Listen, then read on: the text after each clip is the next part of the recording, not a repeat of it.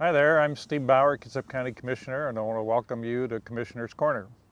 I know that you all know that the Board of Commissioners serve as the governing body for the county. What you probably don't understand is that the board members sit on a number of other boards for public bodies, and one of them that I think is most important is the Kitsap County Health District.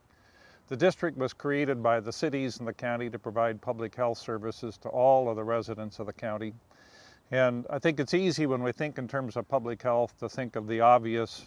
The recent flu pandemic is a good example of the services we look to for the health district to protect us from those kinds of diseases. But this district provides a lot of other services that people really don't know about. Everything from prevention of teen suicide to providing health care to at-risk teen mothers to well baby care to make certain that babies are healthy and that they're productive later in life. When we go and we eat in restaurants or we go to community events and festivals this summer and we're eating food there, the health district has been there to inspect those premises and to make certain that it's safe for us. Our water supply is inspected by the health department, and our septic systems, when they're installed, are approved by the health department. And that's one of the programs that I want to talk about today. One of my favorites that the health district provides. It deals around septic systems. You know, we're really lucky in Kitsap County because we've got this huge amount of coastline, probably the most saltwater coastline of any county in the state.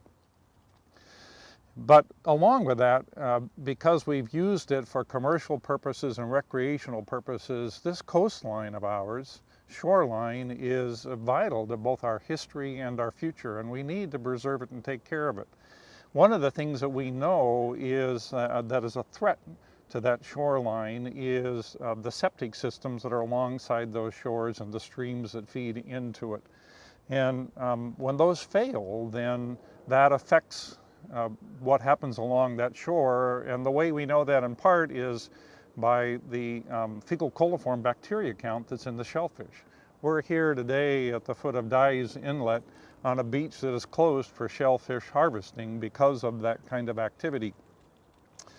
And our health district, partnering with the county, created something called the Pollution Identification and Correction Program, which is really aimed at finding the sources of that fecal coliform bacteria, the failing septic systems, and working with the property owners to fix them so we can open those shellfish beaches and make those waters available for public recreation and commercial use again in the future. So this program actually, I'm always surprised when I go to meetings of Puget Sound Partnership and others, the people who come up to me or they announce in front of a big crowded room, the best program, the model program for dealing with septic failures along the shorelines of the Puget Sound is right here, Kitsap County Health District. And with me today is Stuart Whitford, the program manager for the PIC program. And so we're going to talk a little about that program so you understand what it does and its importance. I think it's a good opportunity to share some information about it. And then in the second half of the program, we'll talk a little about what all of us need to do in terms of just maintaining our own system. So, Stuart, welcome. I appreciate your being here. Thank you for having me. I know you've got a map over there. You can show us some Sure. of the areas, but maybe you could tell us a little about the history of the program, how it got started, how long it's been operating, and just what you do in terms of day-to-day operation of the program. Well, really the history of the PIC program is rooted in the State Department of Health and the Health District years ago doing sanitary surveys of shorelines, looking for failing septic systems, primarily to protect or restore shellfish harvest areas. And so over the years, that process has been improved, and we added new technologies to it. We've added new ways of thinking to it. And in 1996, the county had the wisdom to create a stormwater utility that provided a stable funding source for pollution identification and correction. And since that time, we've been combining those funds with state grants to conduct large-scale surveys throughout Kitsap County, not only on the shoreline, but also along the marine shoreline, but also in the lake shoreline, also in upland areas. A good example is a survey we did in 1996 for Port Gamble Bay, where we conducted a shoreline survey, collecting samples on the shoreline looking for failures, but also went up into the creek drainages and visited property owners up there, going door to door looking for issues that way. So that's kind of the history of how we got here. And right now the program is in great shape. I currently have 9 staff that conduct projects, currently 15 different project areas throughout Kitsap County. And essentially, we're out locating pollution sources through sampling and knocking on doors, meeting with people, and looking for problems, and that's what we're good at. In addition to these large-scale projects that we do, we also respond to public complaints of failing septic systems. And we get about 400 of those a year. And so that's another route that we find failing septics and get those fixed. And then a new route that was just added this year is that the certified pumpers in Kitsap County submit reports online, and a small percentage of those indicate real problems with drain fields. And so we take that small percentage, go out and visit, and find additional issues that way. And so we think we're pretty good at it, pretty successful, and we're excited about it. So how do you pick areas to actually do the work in, and why don't you show us the map of the areas where you're doing work right now, because it's pretty widespread throughout the county, I see. Yeah, so you can see that we're currently working all the way from North Kitsap down into South Kitsap. Our northernmost project area currently is up in Port Gamble Bay, and just this year we completed a shoreline survey of Port Gamble Bay. The good thing about that was, as I mentioned earlier, we did a project there between 1996 and 2000. We repaired about 30 failing septic systems along, well, some of them were along the shoreline and others were upland in the creek drainages. And since that time, water quality has been improving. And what we found out in our most recent survey is that it's still clean. And so that was really good news. And so we're actually out there now just as a proactive nature to make sure that we don't have any new sources of pollution that are going to impact this commercial shellfish growing area, which all of this bay, except for a portion around the old mill site, is approved for shellfish harvest. And so our southernmost project area is down in Horseshoe Lake. And that project is being undertaken because that lake is starting to experience some difficulties with blue-green algae. And blue-green algae has indicated that the lake is starting to die because of excess nutrients. We're also finding excess aquatic weeds down in there. And so what we want to do is go in and make sure that we can shut off any pollution sources that might be impacting it now. And so we're going door to door along that lake shoreline, looking for issues there. And then in the central area currently, our major projects would include Dyes Inlet and then Sinclair Inlet. And those are a combination of shoreline surveys and door-to-door properties. So Indianola Creek, I mean, one of the things we notice is there are signs on the beach here, you can't harvest the shellfish. One of the creeks we saw this morning has a sign saying you can't go into the creek. Indianola, I've talked to the folks there along the creek, there are signs about you can't go into the creek and use it. And so those are big issues, and so it's really interesting that we're pretty much widespread throughout the county on this program. So when you go through, talk about the sampling and how you actually find the sources of pollution here. Yeah, well, the first step in the program is we have a county-wide monitoring program that samples for fecal coliform bacteria. And fecal coliform bacteria is an indicator of viruses or other pathogens in the water that can make people sick, either through direct contact with the water or through eating shellfish that have filtered that water through their system. And so we have stations set up throughout Kitsap County, both in the saltwater and along our streams. And at the end of the year, we accumulate all of that data. And we rank it by degree of contamination. So the more contamination that's present in that water body, the higher rank it has in our annual priority list for PIC projects. And so every year we produce this annual prioritization that guides the work that we're going to do. And so that's kind of how we do it. And so the monitoring aspect is very critical because we have to know where the problems are to get areas ranked, but then it's also critical so that we can demonstrate that our efforts are effective, that we're actually cleaning up those water bodies that were polluted. And so that's how it works. So you go take water samples and then send them off to a lab? Yes, we work with a local laboratory here, a laboratory that's certified by the Department of Ecology for the fecal coliform analysis. Speaking of labs, I understand some health districts have used Labrador retrievers to sort out and find these sources of pollution. Has this district thought about that? We have not currently thought about that, but I have heard of that process, yes. This is my trick question. This is a... Okay. Okay, so Once you've identified pollution in an area, then what do you do with going back to the property owners? How do you approach them? What's that relationship been? How do you do that? Well, the first step in any project that we do is public notification. So once we've identified the project area that we want to look at, we identify all the property owners in that area. We typically send out a mailing, a postcard to each of those individuals to let them know that a project is coming and there'll be an opportunity for a public meeting. So then after that, we do have the public meeting to give anybody that wants a chance to come and learn more about the project, or if they're not happy about the project or very happy, then they have an opportunity to talk about it. After that, then it's simply a process of going door to door, meeting with property owners. We have essentially a survey form that we use that goes over their care and maintenance of their septic system. We kind of go through that, and the purpose of that survey is to help us identify any problems that might be occurring in the way they're managing their septic that could lead to failure of the system. And you actually do some dye testing and there's a detective process to figure out which specific systems are failing and which ones are working? Yes, exactly. If we collect a water sample that has a high level of fecal coliform bacteria, maybe it's from a drain nearby to the septic system, or if you're on the shoreline, maybe it's from a drain out of your bulkhead. And we suspect it could be related to the septic system. We will introduce dye into the toilet of the home, the washing machine discharge pipe of the home, different points of entry into the plumbing system, and basically see if that dye ends up in the same location where we collected the hot water sample. And if that's the case, then what we've done there is proven that the septic system is the cause of the contamination, which then is essentially a violation of the local on-site sewage regulations. So then we help the people correct that problem.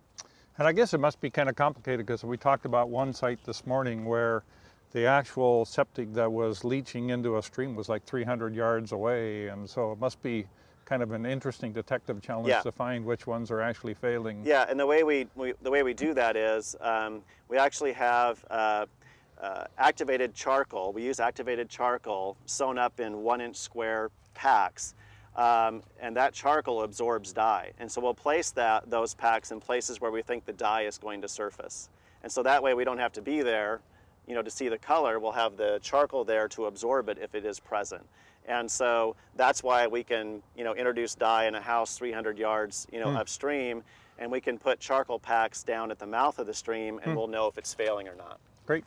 So when you've discovered a system that's failing, then what do you do with the property owner? How do you help them? Because some of this is probably pretty expensive in terms of the fixes. Yeah, well, just so people understand what the process is, once we've identified that the system is failing, we do have to send out this terse order letter that basically requires correction of the system. And essentially the correction usually involves hiring a state licensed septic system designer to devise a repair plan for the system. We always hope to repair the existing system if we can. If we can't, then that designer will submit essentially a design for a replacement system. Once that plan is submitted, our on-site sewage program reviews that and makes a determination as to whether they can approve it or not. Once it's approved, then a certified installer can come out and install that system. And then once the system is installed, then an inspector comes out to verify that it was installed according to code. In lieu of that, if we can, we do what's called minor repairs, where we fix broken pipes. If you have a broken pipe between the house and the septic tank, well, that's something the homeowner can do. And so let's do that. Let's get that done. Or in some cases, you have a septic tank, then you have a distribution box that equalizes the flow out of the tank into the drain field. Well, sometimes that gets out of balance and forces all the effluent into one of the drain field legs, where the easy fix for that is let's reinstall the distribution box so that it's level, so that all the drain field legs are getting effluent. So those are minor repairs. So as I mentioned, we always try to find the simple solution first, but if we can't, then we have to go to the more complicated solutions.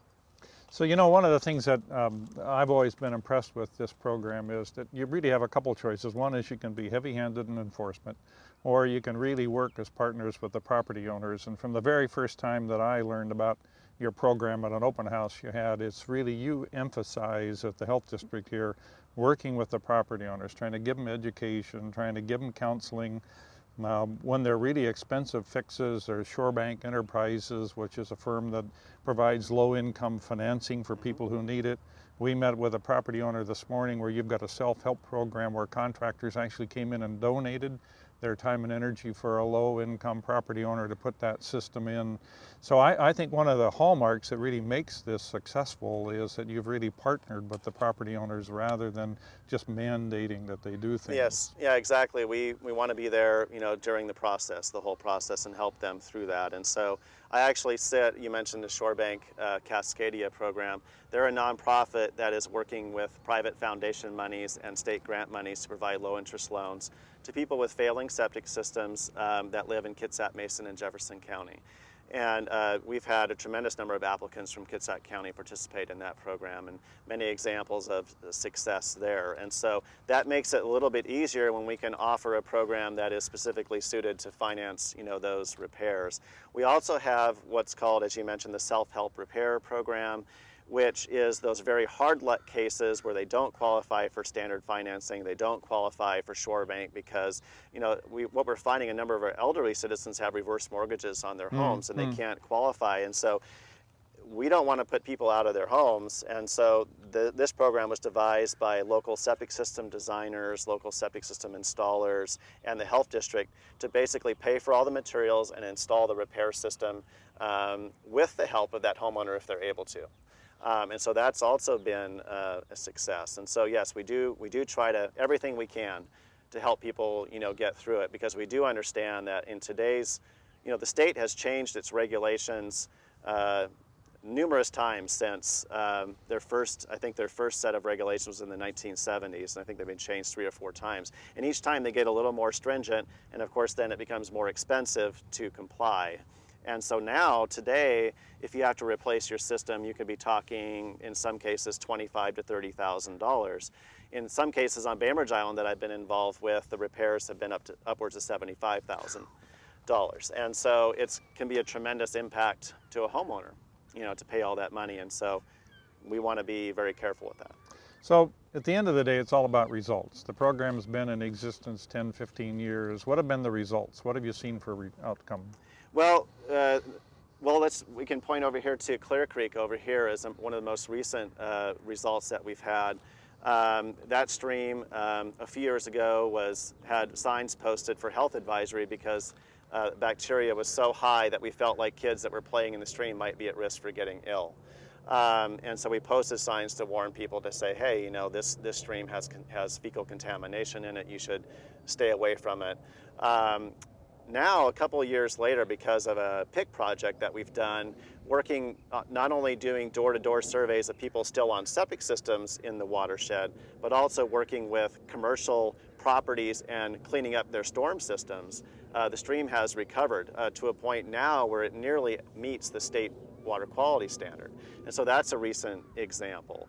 Another example is down south in Yukon Harbor, where we conducted a large-scale shoreline survey project. We found approximately, 52 failing septic systems that were impacting the shoreline. Those have now all been repaired. And just late last year, the state upgraded most of Yukon Harbor for commercial shellfish harvest, which then also upgrades it where people can feel safe, collecting shellfish recreationally. And so that is another example of a success the program has had. And I mentioned earlier Port Gamble Bay, which now, nearly 10 years later, is still open and still clean because of those efforts. And so those are 3 good examples. Good. So we're going to take a short break here, and we'll be right back, and hope you'll stay tuned for the second part. We're going to talk about Septic 101 and what you and I need to do to maintain our own systems.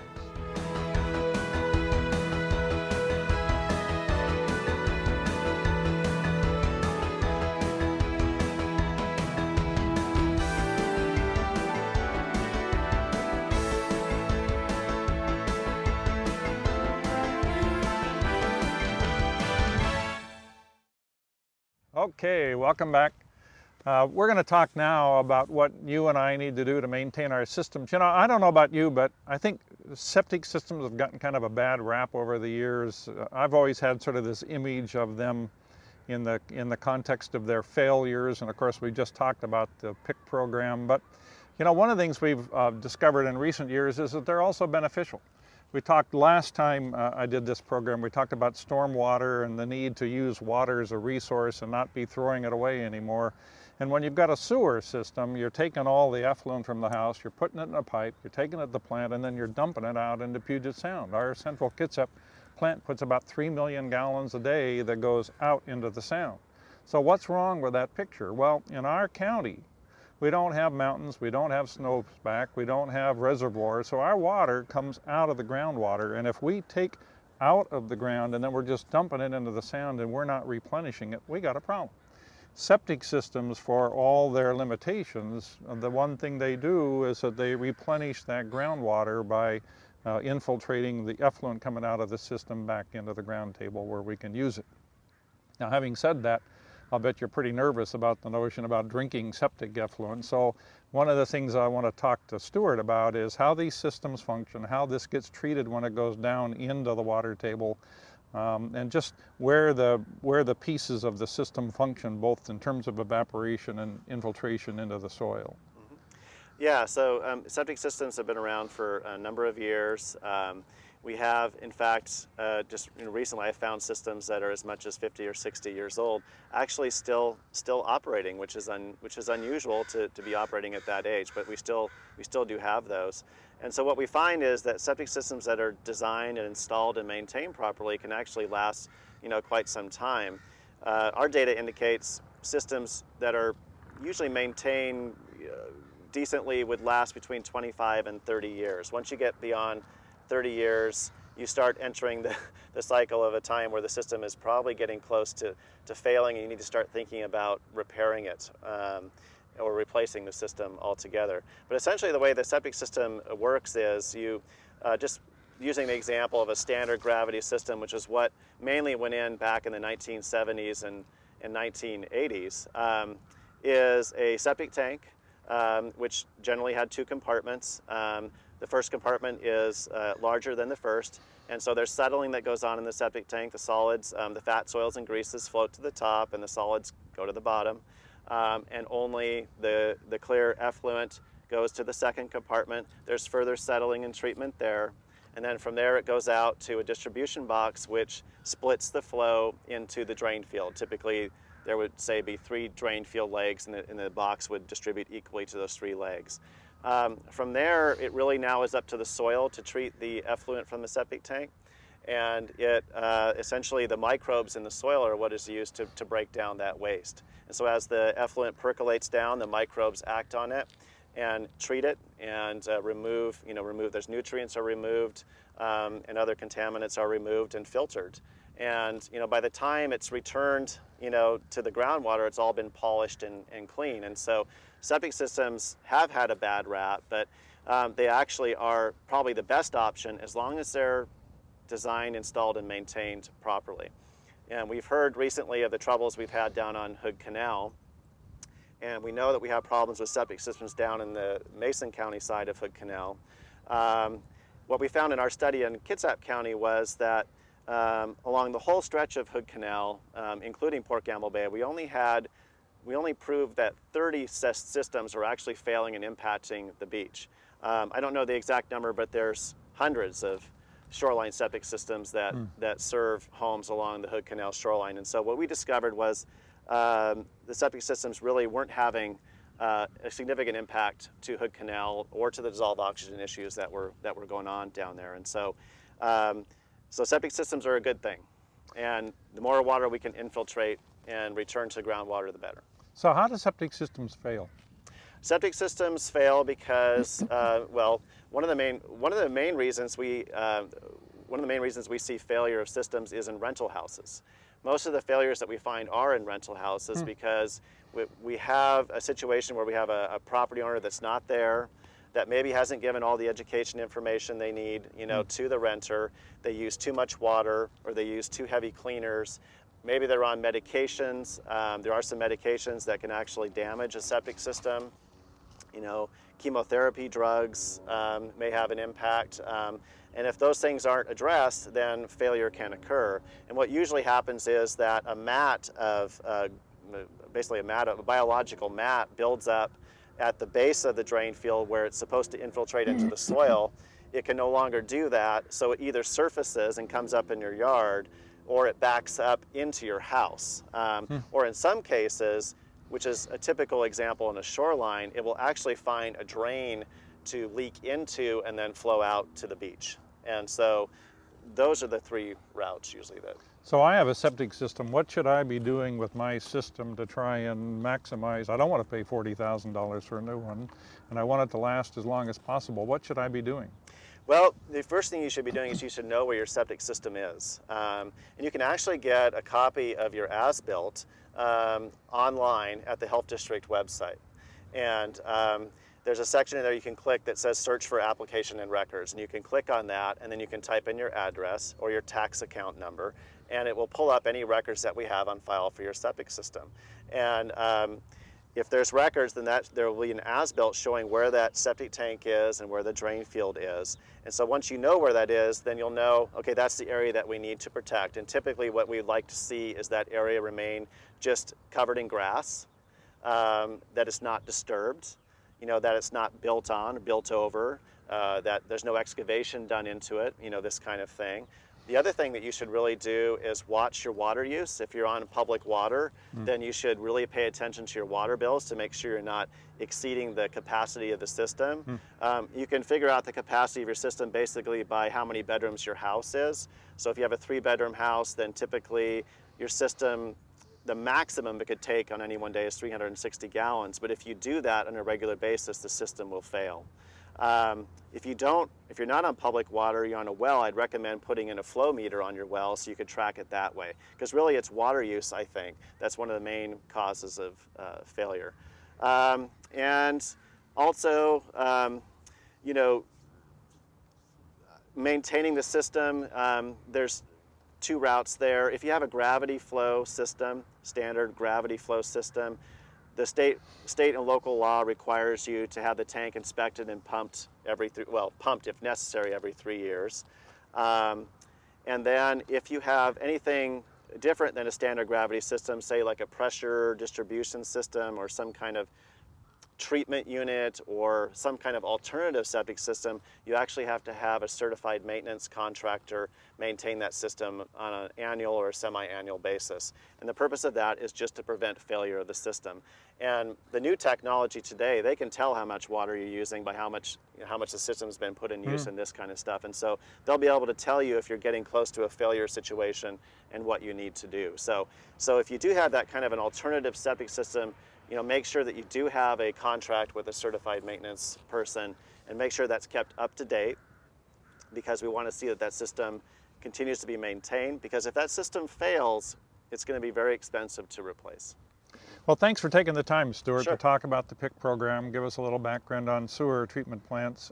And if you're interested, I encourage you to go on site to the Health District website. We'll have a slide up there for you to look at to learn more about the PIC program if you've got questions about that, and also learn about other Health District programs. So thanks again for being here. Thanks for watching. See you next time.